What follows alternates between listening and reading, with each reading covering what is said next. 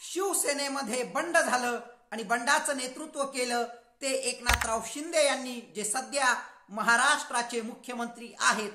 आपल्या आजोबांनी स्थापन केलेली शिवसेना तिला फोडण्याचं पाप एकनाथराव शिंदे यांच्या नेतृत्वात झालं आणि म्हणूनच शिवसेनेचे युवराज, युवा नेते आदित्य ठाकरे यांनी ठाण्यात जाऊनच एकनाथराव शिंदे यांना खुलं आव्हान दिलं आहे.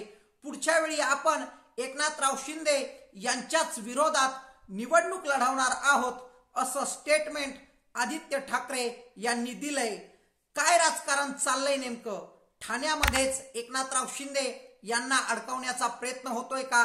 कारण की शिंदेच्या शिवसेनेकडे त्यांच्या व्यतिरिक्त असा मोठा प्रभावी नेता महाराष्ट्राच्या राजकारणात दिसूनच येत नाही आणि म्हणून एकनाथराव शिंदे यांना काहीही झालं तरी ठाण्यात रोखण्याचा प्रयत्न उद्धव ठाकरे यांच्या शिवसेनेचा व त्याचबरोबर महाविकास आघाडीचाच असेल. तर म्हणून आज आपण बघणार आहोत शिवसेना, ठाणे व एकनाथराव शिंदे व ठाण्याचा व शिवसेनेचा इतिहास काय आहे या संबंधीच डिटेलमध्ये माहिती घेणार आहोत, ॲनालिसिस करणार आहोत. नमस्कार, मी रविराज आणि तुम्ही बघताय बोला तात्या. तर 2005 साली ज्यावेळी एकनाथराव शिंदे यांची आमदारकीची पहिली टर्म होती, ठाण्यामधून ते आमदार म्हणून निवडून आले होते आणि त्याच क्षणी त्यावेळी शिवसेनेचे प्रमुख असलेले स्वर्गीय बाळासाहेब ठाकरे यांनी एकनाथराव शिंदे यांना ठाणे जिल्हा प्रमुख पदावर बसवलं आणि तेव्हापासून ठाण्याची शिवसेना म्हणजे एकनाथराव शिंदे असं सूत्रच बनत गेलं. ठाण्याची महानगरपालिका असो, पंचायत समिती, जिल्हा परिषदा, लोकसभा, विधानसभा अशा सर्वच निवडणुकांमध्ये एकनाथराव शिंदे यांच्या नेतृत्वामध्ये शिवसेना ठाण्यात मजबूतच होत गेली आणि म्हणूनच बाळासाहेब ठाकरे यांच्यानंतर शिवसेनेचं सूत्र उद्धव ठाकरे यांच्या हातात आलं आणि उद्धव ठाकरेंनी देखील ठाण्याच्या राजकारणामध्ये स्वतःहून जास्त हस्तक्षेप केला नाही. एकनाथराव शिंदे म्हणतील तोच निर्णय ठाण्याच्या शिवसेनेमध्ये होत असे आणि एकनाथराव शिंदे यांनी ज्यांना उमेदवार बनवलंय त्यांनाच उमेदवारी भेटत असे आणि याच ठाण्याच्या राजकारणामुळे एकनाथराव शिंदे यांचा शिवसेनेमध्ये दबदबा वाढला व राज्याच्या राजकारणात देखील एकनाथराव शिंदे हे मोठं नाव बनतच गेले. पण जसं जसं एकनाथराव शिंदे हे मोठे नेते होत गेले, ठाण्याच्या राजकारणामध्ये आणखी एक पक्ष प्रवेश करू लागला आणि तो पक्ष म्हणजे भारतीय जनता पक्ष. 1990 ते 2014 पर्यंत सलग 5 वेळा ठाण्यामध्ये शिवसेनेचाच आमदार होता. स्वतः 2004 ला एकनाथराव शिंदे हे ठाणे विधानसभेचे आमदार बनले आणि ज्यावेळी ठाण्याच्या मतदारसंघांची पुनर्रचना झाली तेव्हा एकनाथराव शिंदे हे 2009 मध्ये कोपरी 5 पाखडीमधून आमदार झाले आणि 2009 मध्ये ठाणे विधानसभेचे आमदार बनले. ते एकनाथराव शिंदे यांचे मित्र राजन विचारे. एकनाथराव शिंदे व राजन विचारे हे दोघेही आनंद दिघे यांचे शिष्य आहेत. 2014 मध्ये मात्र संजय केळकर हे ठाणे विधानसभेचे आमदार बनले. 2019 मध्ये ज्यावेळेस भाजपा व शिवसेना अशी युती झाली आणि ठाणे विधानसभेची जागा देखील भाजपाला सोडण्यात आली आणि म्हणून संजय केळकर पुन्हा एकदा 2019 मध्ये ठाणे विधानसभेचे आमदार बनले.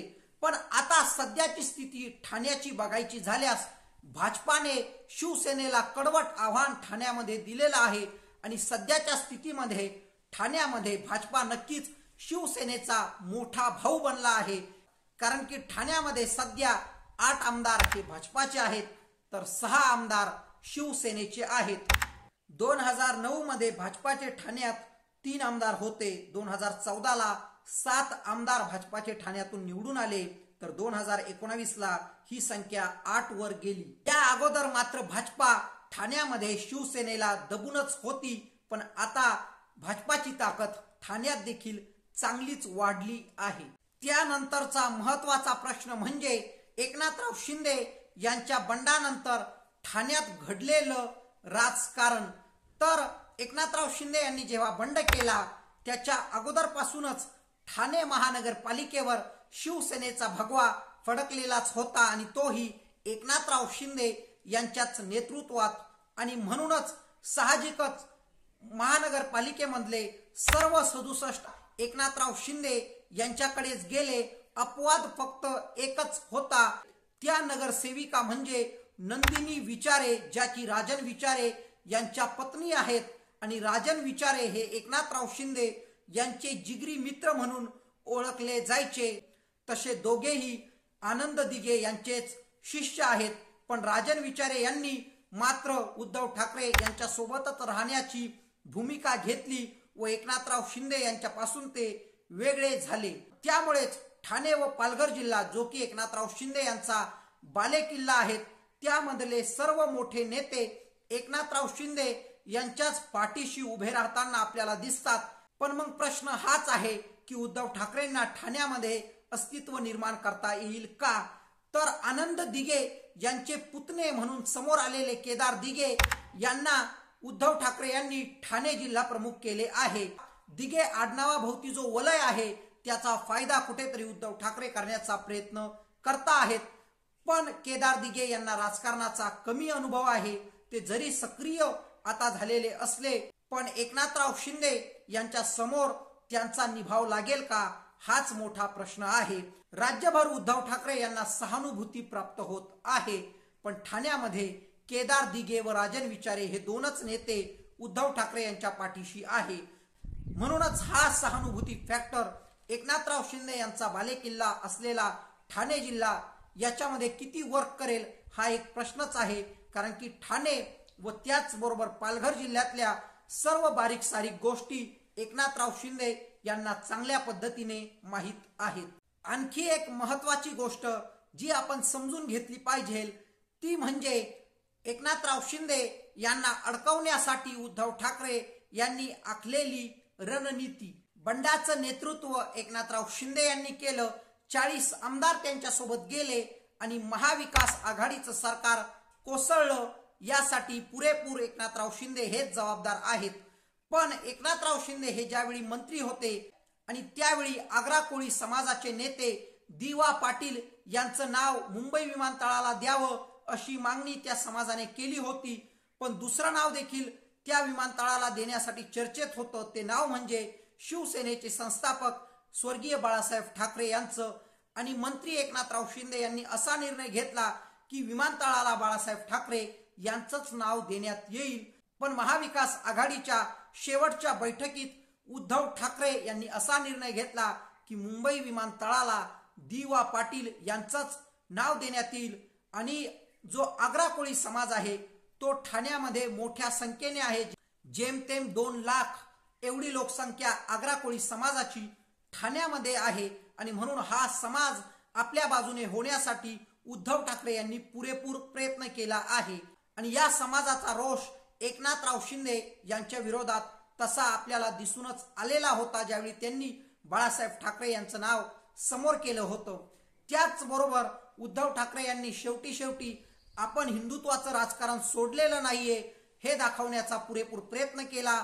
औरंगाबाद शहराचं नाव त्यांनी छत्रपती संभाजीनगर असं केलं. त्याचबरोबर उस्मानाबाद जिल्ह्याचं नाव देखील धाराशिव असं करण्याचं काम मुख्यमंत्री उद्धव ठाकरे यांनी आपल्या शेवटच्या बैठकीमध्ये केलंच होतं. यामुळे एक गोष्ट आपल्या लक्षात येतेच ती म्हणजे एकनाथराव शिंदे यांना पुरेपूर डॅमेज करण्यासाठी उद्धव ठाकरे यांचं टार्गेट बेस आहे ठाणे. उद्धव ठाकरे यांनी आणखी एक रणनीती आखलेली दिसते ती म्हणजे काहीही झालं तरी केंद्रस्थानी ठाण्यालाच ठेवायचे.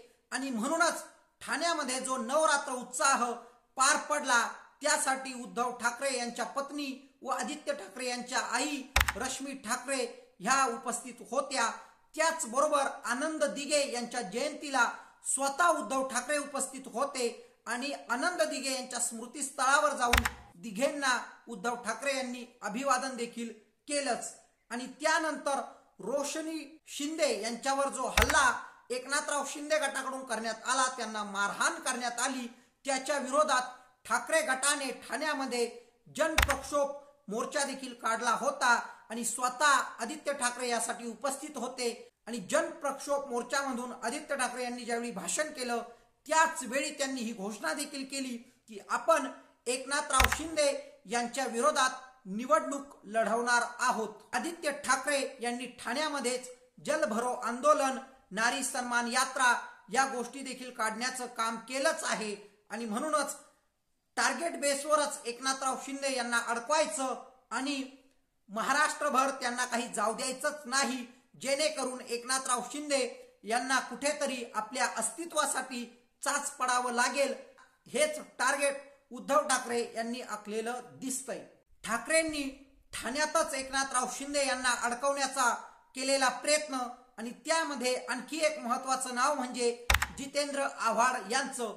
जितेंद्र आव्हाड हे 2009 मध्ये मुंब्रा कळवा भागातून राष्ट्रवादीच्या तिकिटावर आमदार झाले आणि त्यावेळी त्यांनी शिवसेनेच्या राजन किडेंचा 15,000 मतांनी पराभव केला होता आणि जितेंद्र आव्हाड हे आपल्या आक्रमक राजकारणासाठी ओळखले जातात आणि एकनाथराव शिंदे यांना ते कडवट विरोध देखील करतच असतात।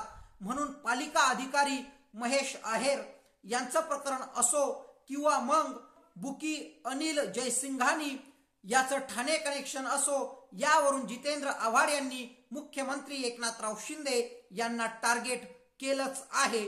त्याचबरोबर जो भूखंड घोटाळा आहे त्याच्यावरून आरोप देखील जितेंद्र आव्हाड यांनी एकनाथराव शिंदे यांच्यावर केलेच होते आणि म्हणून जेव्हा जेव्हा उद्धव ठाकरे असो किंवा आदित्य ठाकरे असो हे ठाण्यामध्ये येतात तेव्हा जितेंद्र आव्हाड हे देखील त्यांच्या सोबतच असतात आणि त्याचमुळे एकनाथराव शिंदे यांना जितेंद्र आव्हाड यांच्या विरोधात एक ताकदवान उमेदवार द्यावं लागेल व मुंब्रा कळवा भागामध्ये स्वतः व्यक्तिगत लक्ष देखील केंद्रित करावं लागेल, कारण की जितेंद्र आव्हाड हे एकनाथराव शिंदे यांना जड जाऊ शकतात याचा अंदाज देखील मुख्यमंत्री शिंदेंना असेलच। ठाकरेंच्या शिवसेनेचा रणनीतीचा आणखी एक भाग म्हणजे खुद्द आदित्य ठाकरे, कारण की आदित्य ठाकरे यांनी आनंद दिघे यांच्या स्मृतीस्थळावरूनच थेट एकनाथराव शिंदे यांना ललकारला आहे व त्यांनी ही घोषणा देखील केली आहे की आपण पुढच्या वेळी एकनाथराव शिंदे यांच्या विरोधात निवडणूक लढवणार आहोत आणि याचमुळे जास्त वेळ एकनाथराव शिंदे यांना ठाण्यातच गुंतून पडावं लागेल आणि त्यामुळे आदित्य ठाकरे वर्सेस एकनाथराव शिंदे ही लढाई प्रतिष्ठेची असेल आणि महाविकास आघाडी राज्यभर हे परसेप्शन देखील बिल्ड करेल की एकनाथराव शिंदे यांना शंका आहे की त्यांच्याच भागात त्यांना जनसमर्थन मिळतं की नाही आणि शिंदे गटाकडे एकनाथराव शिंदे हे सोडले तर राज्यभर प्रभाव निर्माण करेल असा दुसरा नेताच नाही। त्याचबरोबर जागा वाटप हे देखील एकनाथराव शिंदे यांच्यासाठी एक टेन्शनच असेल, कारण की ठाण्यामध्ये भाजपाचे जास्त आमदार आहेत तर शिंदे गटाचे कमी आमदार आहेत आणि त्यामुळे भाजपा किती जागा सोडतं हे देखील महत्वाचं असेल आणि जागा सोडल्या तरी ज्या सोडलेल्या जागा आहेत त्यावर भाजपा बंडखोरी करण्याचा देखील प्रयत्न करेल याची भीती देखील एकनाथराव शिंदे यांच्या मनात असेलच। आता ठाणे महानगरपालिकेवर बऱ्याच वेळापासून एकनाथराव शिंदे यांचंच वर्चस्व राहिलेलं आहे, पण भाजपाचे ठाणे आमदार संजय केळकर यांनी ठाणे महानगरपालिकेच्या कथित घोटाळ्याची चौकशी व्हावी अशी मागणी देखील केली होती आणि त्यामुळे एकनाथराव शिंदे हे अस्वस्थ देखील झालेच होते आणि म्हणून एकनाथराव शिंदे यांना एकाच वेळी ठाकरेंच्या शिवसेनेचं, महाविकास आघाडीचं व त्याचबरोबर भाजपाचं अंतर्गत आव्हान देखील ठाण्यामध्ये असेलच आणि एकनाथराव शिंदे यांचे पुत्र श्रीकांत शिंदे ज्या कल्याण डोंबिवलीचे खासदार आहेत तिथे देखील भाजपाने व्यक्तिगत लक्ष घातलं आहे आणि म्हणूनच कल्याण डोंबिवलीची लोकसभेची जागा कधी एकनाथराव शिंदे यांना भाजपाला सोडावी लागली तर मग शिंदे हे प्रचंड बॅकफुटवर येतीलच। तर आता या सर्वाचं उत्तर ठीक आहे, पण मग एकनाथराव शिंदे यांना ठाण्यातच अडकून पडावं लागलं तर काय होईल, तर याचं उत्तर आहे की शिंदे गटाकडे एकनाथराव शिंदे सोडले तर महाराष्ट्रभर प्रभाव निर्माण करेल असा नेताच नाही आणि त्याचमुळे ठाणे सोडले तर महाराष्ट्राच्या इतर भागात शिंदेच्या शिवसेनेचं नेतृत्व कोण करेल आणि ते अशा भाजपासोबत आहे ज्या भाजपाकडे दिल्ली टू गल्ली मजबूत अशी प्रचार यंत्रणा आहे, तगडी प्रचार यंत्रणा आहे आणि त्याचमुळे भाजपासोबत शिंदेचा निभाव लागेल का हा एक मोठा प्रश्न एकनाथराव शिंदे गटासमोर असेलच। हल्ली पार पडलेल्या कसबा व चिंचवड पोटनिवडणुकीमध्ये आपण बघितलं की एकनाथराव शिंदे यांनी रात्रीच्या बैठका देखील घेतल्याच आहे। कधी एखादी जागा ठाण्यामध्ये एकनाथराव शिंदे यांनी गमावली तर मग आनंद दिघेंच्या ठाण्यामध्ये एकनाथराव शिंदे यांना जनसमर्थन नाही हे ओरडू ओरडू सांगण्याचं काम उद्धव ठाकरे यांची शिवसेना करेलच। आणि म्हणून एकनाथराव शिंदे यांच्या पुढे येणारी आव्हानं हे सोपे नसतील। तर या राजकीय घडामोडी मुक्काम पोस्ट ठाणे येथे घडतच आहे आणि याच ठाण्यामधून उद्धव ठाकरे यांनी देवेंद्र फडणवीस यांना फडतूस गृहमंत्री म्हणून टोला देखील लगावला होता। जितेंद्र आव्हाड यांनी याच ठाण्यामधून मुख्यमंत्री एकनाथराव शिंदे हे गुंड लोकांचं समर्थन करत आहेत, त्यांना सपोर्ट देत आहेत असा आरोप देखील केला होता। रश्मी ठाकरे यांचं नवरात्र उत्सवामध्ये भाग घेणं असो किंवा जनप्रक्षोभ यात्रेमध्ये आदित्य ठाकरे यांनी एकनाथराव शिंदे यांना निवडणुकीमध्ये आव्हान देणं असो, अशा सर्व घडामोडी ठाण्यामध्येच घडत आहेत आणि म्हणून राज्याच्या केंद्रबिंदू स्थानी आलंय मुख्यमंत्री एकनाथराव शिंदे यांचा बालेकिल्ला असलेलं ठाणे शहर। त्याचबरोबर ठाण्याचा व शिवसेनेचा इतिहास तसा फार जुना आहे। ज्यावेळी ठाणे ही नगरपालिका होती तेव्हा 1967 मध्ये ठाण्यामध्ये शिवसेनेचाच नगराध्यक्ष होता। ज्यावेळी ठाणे महानगरपालिका झाली त्यावेळी महापौर देखील शिवसेनेचा झाला। आनंद दिघे एक निष्ठावान शिवसैनिक म्हणून ठाण्याच्या राजकारणामध्ये ओळखले जातात, कारण की ठाण्याचे जिल्हा प्रमुख आनंद दिघे हे बऱ्याच काळासाठी होते आणि आनंद दिघे हे ज्यावेळी ठाण्याचे जिल्हा प्रमुख होते त्यावेळी बाळासाहेब ठाकरे देखील ठाण्याच्या राजकारणामध्ये जास्त डोकं घालत नसे, कारण की त्यांनी ठाण्याच्या शिवसेनेचे सर्व अधिकार आनंद दिघे यांना बहाल केले होते आणि म्हणून आनंद दिघे सांगतील तोच निर्णय, तीच पूर्व दिशा ठाण्याच्या शिवसेनेमध्ये होती आणि उद्धव ठाकरे यांनी देखील एकनाथराव शिंदे यांना तशीच मोकळीक दिली होती। पण नंतर त्यांनी केलेला बंड आणि त्यामुळेच ठाकरे घराण्याचा प्रचंड रोष एकनाथराव शिंदे यांच्या विरोधात आहे आणि म्हणूनच द्वेषाचं राजकारण आजकाल जे महाराष्ट्रामध्ये चाललंय त्याच्या केंद्रबिंदू एकनाथराव शिंदे यांचं ठाणे येणं साहजिकच आहे। तर तुम्हाला काय वाटतं, कधी ठाण्यामधून आदित्य ठाकरे यांनी एकनाथराव शिंदे यांना आव्हान दिलं तर मग विजय कुणाचा होईल हे कमेंट बॉक्समध्ये आम्हाला नक्कीच कळवा आणि बघत रहा आपल्या हक्काचे बोला तात्या न्यूज। मी रविराज जाधव तुम्हा सर्वांची रजा घेतो आणि आतापर्यंत बोला तात्या न्यूजला सबस्क्राईब केलं नसेल तर निश्चितच सबस्क्राईब करा। धन्यवाद।